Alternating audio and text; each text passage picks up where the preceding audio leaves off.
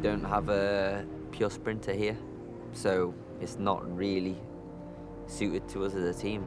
Talking about the lead-outs, me, Olaf, Nathan and Edo, yeah, I think we're four really strong guys who will help each other in the final kilometer. So the art of lead-out is you just bring the sprinter as fresh as possible into the last 1K or 500 meters. You sometimes just need to trust your instinct. I think it's a little bit of instinct, but also you can definitely learn it.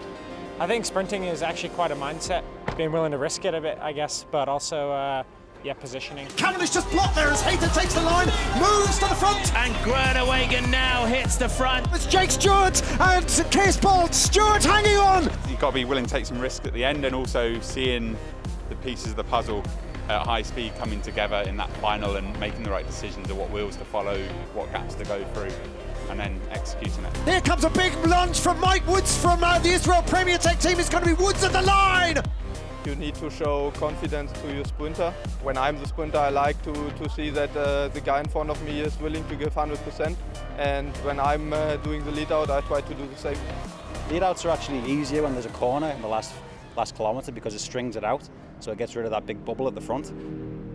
You can learn a lot from watching races as well. I think everything's done before those last few hundred meters, and then from there you're just full gas sprinting. So it's all about timing. Like yesterday, for example, so I just work out kind of roughly in my head with 1.5k to go. Okay, it's a 20-second flat-out effort now. Bora Hansgrohe sees control at the front again. I think it's Ryan Mullen doing a turn on the front. Positioning is an important part, and having support riders to bring you in that position, or launching the sprint, that can be crucial to win.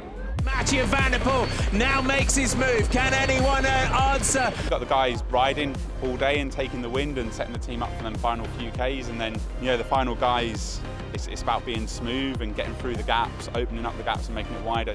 It's my job to make sure they have the safest and smoothest run into the last 30 seconds of the bike race. It means I take all the risk, but I ultimately get no reward. It happens unbelievably fast, and actually having that planned in your head and then watching what's going on and making that split-second decision, the difference between winning and losing.